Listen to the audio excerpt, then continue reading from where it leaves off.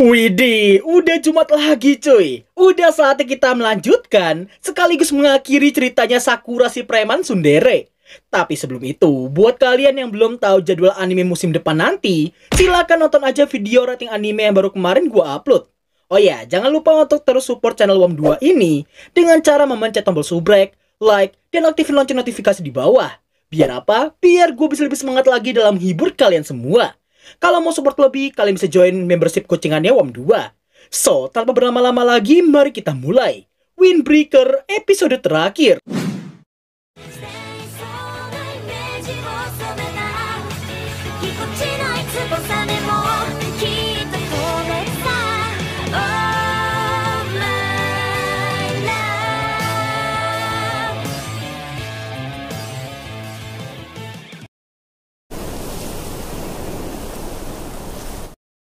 Ngelihat Nire yang sangat gugup melihat 4 raja Bofurin sekaligus di sana, Sakura pun heran dan mempertanyakan yang mana 4 raja yang dimaksudkan olehnya. Sontak pertanyaan itu langsung membuat si Nire ini mengeluarkan buku keramatnya dan mengenalkan 4 raja Bofurin pada Sakura. Sobaki no Tasuku, sang ketua Jikoku, Mizuki Saku, sang ketua Komoku, Momose Takumi, sang ketua Zojo, dan sang ketua Tomon mereka yaitu Hiragi. Nah, meskipun atmosfer keseriusan lagi tinggi-tingginya, bahkan Umemiya mengaku ingin menyampaikan sesuatu pada mereka semua, namun ternyata... Iya, Sugishita si petugas kebun merasa bangga saat dipuji oleh Pak Haji. Mendengar leader mereka yang malah ngomongin barbeque, jelas Hiragi langsung ngomel dan menyuruhnya untuk setidaknya menyampaikan kata-kata penyambut untuk mereka semua. Simpelnya, Pak Haji meminta tolong untuk dibantu dalam mengawasi dan menjaga kedamaian sekolah dan kota mereka. Mendengar semua itu, serentak semua orang pun paham dan akan melakukan yang terbaik. Setelahnya, nampaknya Matsumoto Yoda yang datang menggaplok punggungnya Sakura saking senangnya melihatnya sudah jadi ketua kelas 1 seperti itu. Nire pun sangat terkejut dan menanyakan apakah Matsumoto adalah kenalannya. Sakura pun mengaku dia sempat berjumpa dengan Matsumoto saat baru tiba di kota itu. Beda halnya dengan Matsumoto yang punya suara lantang, Yanagida memiliki suara kecil dan sangat sulit didengar oleh orang biasa pada umumnya. Singkat waktu, setelah Umemiya menemui Sakura untuk menyampaikan ia menyerahkan kelas 1 padanya dan juga kedua bestinya, Pak Haji juga meminta mereka untuk mengandalkan para senpai saat sedang dalam masalah. Ia juga meminta Kaji untuk mengajari Sakura dan kawan-kawannya semua hal yang harus dilakukan di kelas 1. Enomoto dan Kusumi pun paham, tapi tidak dengan Kaji yang punya sifat 11-12 dengan Sakura, alias gak bisa jujur dalam mengungkapkan sesuatu.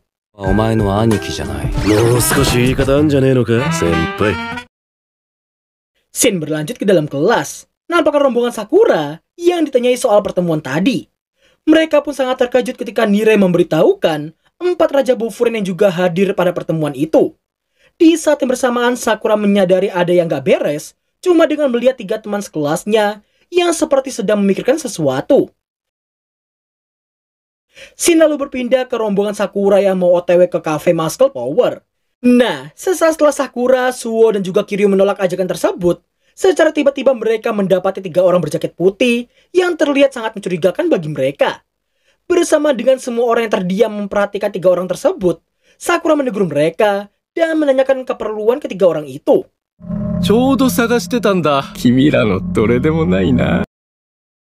Seperti ketiga orang mencurigakan itu dari sana, Nire dan juga Suo mengetahui bahwa orang-orang itu berasal dari geng bernama Kill. Meski nggak tahu detailnya, tapi Kill sendiri adalah geng berskala medium yang memiliki reputasi yang sangat-sangat buruk. Berdasarkan ucapan mereka tadi, ada seseorang dari Bofurin yang sedang dicari-cari oleh mereka semua. Gak lama kemudian, terdengarlah suara teriakan yang berasal dari bule salah satu kios di sana. Dan setelah Sakura dan rombongannya mendekati TKP, ternyata... Anzai-san! Sebangunnya Anzai dari mimpi buruk barusan, dirinya langsung dibawa ke dalam kedai dan beralasan habis dikejar-kejar oleh seekor dogi berukuran beruang. Demi bisa menghindarinya, si Anzai ini memutuskan buat sembunyi, tapi malah bablas ketiduran di tempat itu. Mendengar hal tersebut, Sakura bisa tahu bahwa Anzai sedang berbohong saat ini. Gak mau sampai masalahnya ketahuan oleh mereka semua, Anzai memutuskan untuk segera pulang dari sana. Sebelum pergi, Suwo menanyakan apakah masalahnya itu ada hubungannya dengan geng Kill sebelumnya. Singkat cerita, meski berusaha menutupinya tapi udah jelas pasti beneran telah terjadi sesuatu di antara Anzai dan para Kill sebelumnya. Sakura dan kawan-kawan lalu diminta sama bulenya buat memesan apapun yang mereka inginkan. Nire yang merasa gak enak pun langsung diperjelas oleh bulenya bahwa anak-anak Bofurin telah ia anggap sebagai anaknya sendiri. Sugiura kemudian menanyakan kenapa Suwo bisa tahu Anzai terlibat suatu masalah dengan geng Kill sebelumnya. Suwo pun mengaku hanya menyusun ulang semua hal yang terjadi dan menduga Anzai lah yang sedang dicari-cari oleh geng Kill yang mereka temui sebelumnya. Setelah Sakura dan Nirei terlibat dengan sedikit cekcok antara mau membantu atau tidak, namun karena gak terbiasa jujur, Sakura mengaku ingin pulang duluan. Tapi sebelum keluar dari sana, bulenya memberikan sebungkus makanan untuknya. Seperginya Sakura, Suwo dan kawan-kawan rupanya mengetahui isi hati Sakura yang sebenarnya. Mereka pun menikmati monja buatan bulenya karena tahu semua pasti akan baik-baik aja bagi mereka. Scene berpindah ke Anzai dan seorang gadis bernama Tsuchiya.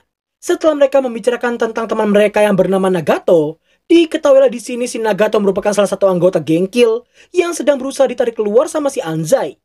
Meski Tsuchiya telah menyarankan supaya mereka meminta bantuan pada Bofurin, akan tetapi Anzai yang berpegang teguh pada pendirian Bofurin hanya bertugas melindungi kota saja.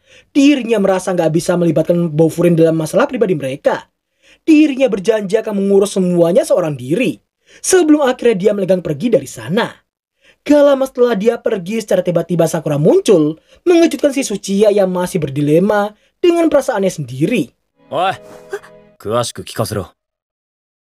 Sakura kemudian mengenalkan diri sebagai orang yang satu kelas dengan si Anzai. Oleh karena itulah dia ingin mendengar masalah mereka dengan lebih terperinci lagi. Singkatnya, Tsuchiya, Anzai, dan juga Nagato adalah teman masa kecil dari SD sampai SMP, tapi saat SMA, mereka terpisah dan berpikir masih akan terus akrab seperti dahulu. Namun pada suatu waktu Tsuchiya mendapati Anzai yang sedang termenung sendirian di taman. Dan ketika dihampiri olehnya, Tsuchiya seperti telah terbiasa melihat wajah bestinya yang seringkali babak belur seperti itu. Nah, di saat Tsuchiya yang menyinggung nama Nagato, seketika itu pula Anzai langsung menceritakan dirinya yang habis bergelut dengan salah seorang member geng Kill yang habis menjambret dompetnya emak-emak. Tapi setelah ia berhasil mengungkap sosok jambret tersebut, ternyata Nagato datang.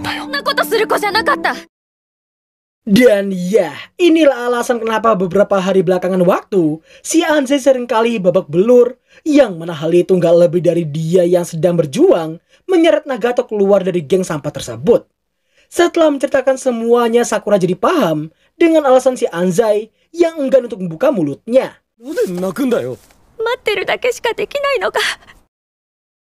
Sakura yang gak terbiasa menangani seorang gadis yang sedang menangis pun membuatnya berjanji akan menyeret Nagato keluar dari geng Kill tersebut.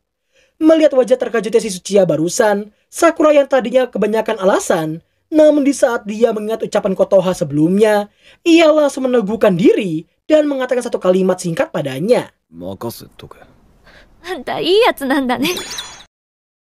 Keesokan harinya, nampaklah Sakura yang kebingungan harus melakukan apa terhadap masalah tersebut. Di saat ia melihat si Anzai yang masih mengumbar kebohongan demi menutupi masalahnya, Sakura merasa gak bisa menanyakannya secara langsung karena dia pasti enggan untuk bicara seperti sebelumnya. Gak lama kemudian Tochimoto dari kelas 1D datang untuk memberikan sepucuk surat coklat kepada si Anzai. Yang setelah diberitahukan surat itu berasal dari seseorang berjaket putih, secara tiba-tiba raut wajah Anzai langsung berubah dalam seketika. Setelah berhasil menyusulnya, Sakura mengaku Tsuchiya telah menceritakan semuanya kemarin. Melihat Anzai yang terkejut diam, Sakura langsung merebut sepucuk surat tadi, yang ternyata isinya adalah sebuah foto yang di dalamnya ada Nagato yang habis digebukin sama gengnya sendiri. Meski pada awalnya Anzai masih enggan untuk bercerita, tapi karena melihat tatapan Sakura, mau gak mau Anzai harus menceritakannya.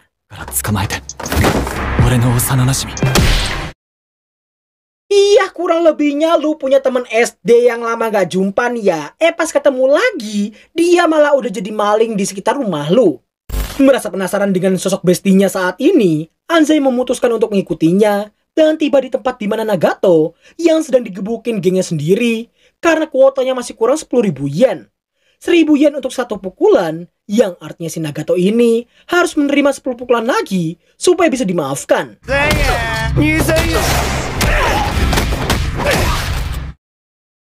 Bofurin gitu loh coy. Skill NPC macam si Anzai aja udah keren banget gini loh. Gila. Tapi meski udah diselamatin nih ya, sayangnya Nagato menolak mentah-mentah pertolongan dari Anzai. Bahkan dengan sangat teganya Nagato memakai sebuah kayu untuk memukul teman masa kecilnya sendiri.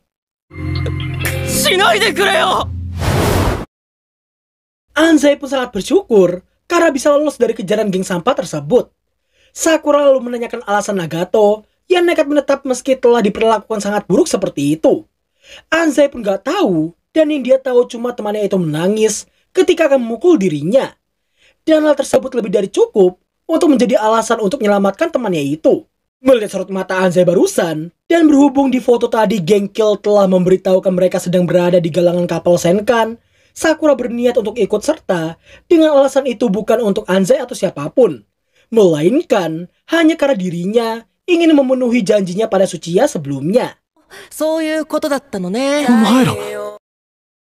Kedatangan Kiryu dan kawan-kawan didasarkan dari perasaan mereka yang mengetahui Anzai pasti sedang dalam masalah dan menutupinya dengan lelucon dan kebohongan seperti tadi. Mereka yang telah mendengar semuanya sejak tadi membuat Sugiura beralasan tidak sedang berperan sebagai seorang bofurin, melainkan mengikuti estetikanya yang harus membantu teman yang sedang kesulitan. Wah, ini Sugiura tipe-tipe orang yang gampang minjemin duit gak sih? Pinjem 100 dong cuy. Dan pada akhirnya, Anzai mendapatkan sejumlah bantuan dari teman-teman sekelasnya. Tapi di tengah rasa harunya itu Suo menggiring Sugishita dengan alasan Umemiya pasti akan sangat sedih melihatnya nggak ngebantu teman-teman sekelasnya. Scene berpindah di kelas 2A. Kusumi terlihat memberitahu Enomoto untuk melihat keluar jendela. Melihat Enomoto yang terkejut, Kaji pun turut melihat keluar dan mendapati kelasnya Sakura yang pergi keluar sekolah. Dan berakhirlah alur cerita anime Windbreaker episode terakhir.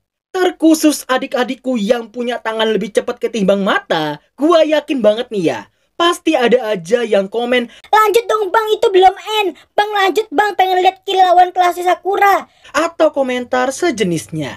Hade. Gini loh guys, biasanya kalau ada anime yang episodenya berakhir gantung banget kayak gini, itu bertanda bakal ada season keduanya. Nah, untuk kapan rilisnya? Menurut data yang gua lihat di situs Crunchyroll, Windbreaker season 2 bakal rilis pada 2025. Tapi untuk bulannya, jujur gue belum tahu, belum ada info cuy. Kalau menurut gue pribadi, bisa jadi Spring ketemu Spring lagi, alias April ketemu April.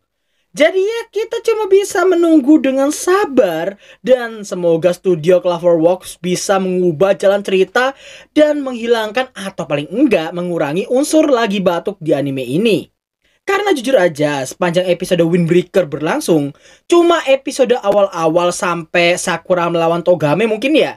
Dan episode terakhir inilah yang bisa gue bilang normal.